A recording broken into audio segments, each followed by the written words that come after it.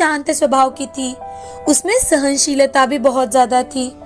अब शुभम को भारत में आए हुए 1 महीना गुजर चुका था और उसे अपने काम से फिर से वापस जाना पड़ रहा था। तो वो माधुरी से, माधुरी, मुझे कुछ समय के लिए फिर से विदेश जाना पड़ रहा है, लेकिन मैं तुमसे एक वादा करता हूँ, जैसे ही कंपनी का ये कॉन्ट्रैक्ट खत्म होता है मैं वापस लौट आऊंगा और यही रहूंगा और यहीं पर अपना कुछ नया काम शुरू कर दूंगा। ठीक है शुभम, तुम अपना काम मन लगा कर करना, लेकिन हाँ, वहाँ से आने के बाद मैं तुम्हें बिल्कुल वापस नहीं जाने दूंगी। शुभम और माधुरी की सारी बातें सुरेखा चुपचाप से कमरे के बाहर खड़े रहकर सुन रही थी। अब सुरेखा मन ही मन हाँ, बढ़िया ही, फिर से बिल्कुल नहीं जाने दूंगी वाली। अगर मेरा बेटा काम नहीं करेगा तो पैसे कैसे आएंगे इस घर में? अब शुभम अपने काम के लिए विदेश चला जाता है। 2-3 दिन बीत जाने के बाद एक दिन माधुरी अपने सारे काम खत्म कर अपने कमरे में टीवी देख रही थी, तो उसे देख सुरेखा जोर जोर से चिल्लाने लगती है, अजी सुनते हो, टीवी देखने के अलावा भी और कोई काम है आपको? सुरेखा जोर जोर से बातें कर रही है।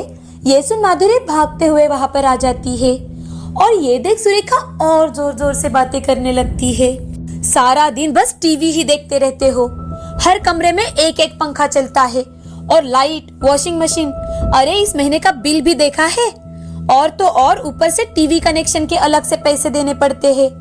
इतने सारे खर्चे हैं और कमाने वाला तो सिर्फ एक ही है ना। माधुरी, अब बस बहुत हो चुका, आज से सारे टीवी कनेक्शन बंद, इस घर में सिर्फ एक ही पंखा चलेगा, दिन भर कोई भी लाइट इस्तेमाल नहीं करेगा, इतनी कड़ी धूप है तो अब से वॉशिंग मशीन भी बंद, फ्रिज की भी कोई जरूरत नहीं है हमारे घर में, ठीक है, याद रखना। ऐसा कहकर सुरेखा वहाँ से चली जाती है। विश्वनाथ के साथ अपने कमरे में आराम से पंखा लगाकर सो जाती है। इस बात से माधुरी को बहुत बुरा लगता है, लेकिन वो किसी से कुछ भी नहीं कहती और चुपचाप अपने कमरे में जाकर पंखा और टीवी बंद कर देती है। अब कुछ दिन ऐसे ही बीत जाते हैं। सुरेखा उसे परेशान करने का एक मौका भी नहीं छोड़ती थी और स्वभाव से तो वो कंजूस ही थी, तो वो हर रोज बाजार से सबसे सस्ती वाली सब्जियां खरीद कर लाती और वही सब्जियां कम तेल में पकाने के लिए कहती थी। अब कड़ाकती गर्मी आ चुकी थी।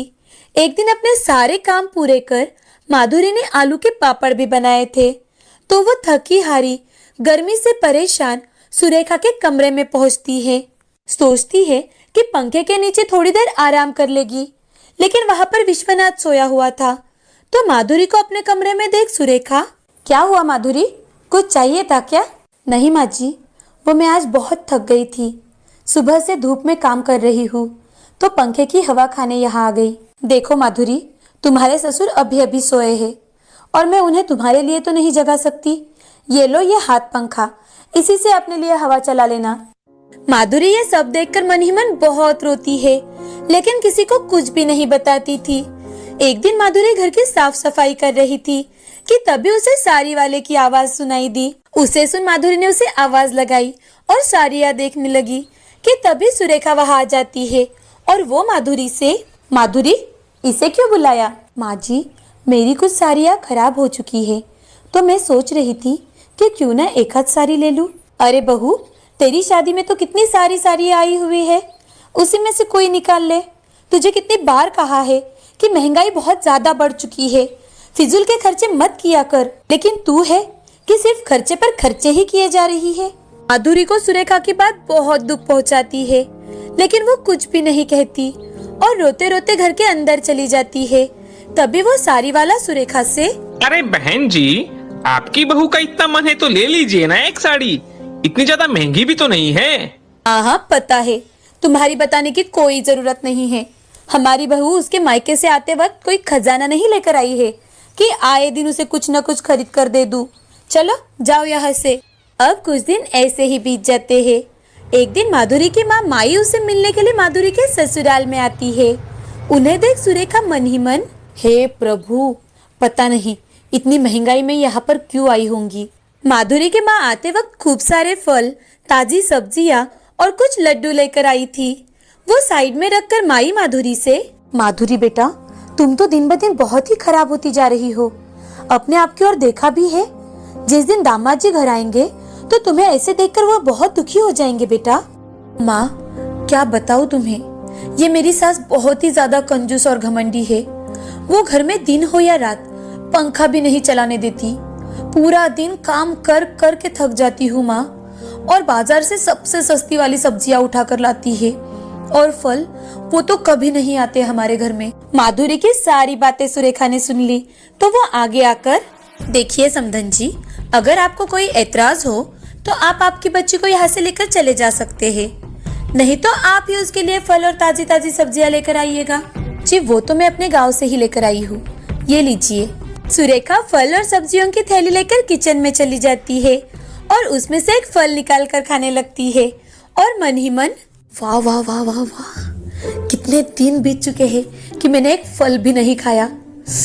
ये तो कितने रसीले लग रहे हैं, मैं अभी से खा लेती हूँ। सुरेखा किचन में जाकर एक फल खा रही थी और यहाँ माधुरी अपनी माँ से, माँ मैं बहुत परेशान हूँ, लेकिन आखिर ये मेरा ही तो घर है ना माँ। अब माधुरी से कुछ बातें कर माई अपने घर लौटने के लिए निकल रही थी कि तभी सुरेखा, अरे आप इतनी जल्दी निकल रही है, बैठिए ना कुछ देर और। वो क्या है ना कि चाय बना रही थी, लेकिन चाय की पत्ती ही खत्म हो चुकी है घर में से। कोई बात नहीं समधन जी, मैं चलती हूँ। अब ऐसे ही 6 महीने गुजर चुके थे। शुभम अपने देश में वापस लौटने वाला था कि अचानक से काम करते करते एक दिन माधुरी को चक्कर आ जाता है और वो नीचे गिर जाती है। तो उसे बेड पर लिटाकर सुरेखा डॉक्टर को कॉल करती है और उन्हें वहीं पर बुलवाती है।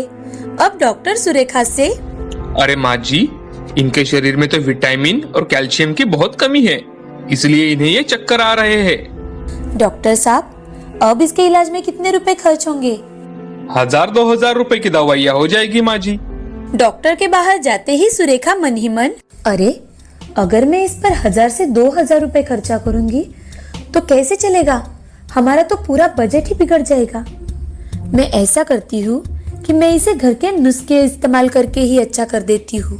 अब सुरेखा माधुरी को बहुत सारा पानी पिलाने लगी और खाने में वैसी ही रोज की तरह सस्ती वाली सब्जियाँ, सस्ते वाले फल वही लाकर खिलाने लगी। लेकिन माधुरी की तबीयत दिन ब दिन खराब ही होती जा रही थी कि तभी एक दिन शुभम घर वापस लौटता है। वो घर आते वक्त बहुत ज्यादा खुश था, लेकिन सुरेखा और विश्वनाथ बाजार में गए हुए थे। माधुरी घर में अकेली ही थी और माधुरी को बीमार देख वो बहुत दुखी हो जाता है। वो माधुरी से, अरे माधुरी, ये सब क्या है? तुम कितनी खराब हो चुकी हो? तुम्हारी तबीयत को क्या हुआ है? और माँ पिताजी कहाँ है? तुम्हें इस हालत में रखकर वो कहाँ चले गए? शुभम को घर आया देख माधुरी जोर जोर से रोने लगती है और उसके पास जाने की कोशिश करने लगती है, लेकिन वो अपनी जगह से उठ भी नहीं पाती। ये देख शुभम उसके पास जाकर बैठता है। तभी माधुरी शुभम से, जी वो माँ जी और पापा जी बाहर बाजार गए हैं। अब माधुरी रोते रोते शुभम को सारी बात बताती है। शुभम उसे तुरंत ही अस्पताल लेकर जाता है और उस पर इलाज करवाना शुरू करता है। यहाँ सुरेखा और विश्वनाथ घर आते हैं और माधुरी को देखने लगते हैं। तभी शुभम अस्पताल से घर लौटता है। शुभम को सामने खड़ा देख सुरेखा और विश्वनाथ डर जाते हैं और शुभम अपनी माँ से, अरे माँ, माधुरी कहाँ है? मैं आप सबके लिए बहुत सारी चीजें लेकर आया हूँ। शुभम घर आते ही माधुरी के बारे में पूछ रहा है। ये सुन सुरेखा और विश्वनाथ बहुत डर जाते हैं। वो शुभम से, बेटा वो हम बाजार गए थे, माधुरी घर पर ही थी और पता नहीं अब कहाँ चली गई, हम उसी को ढूंढ रहे हैं।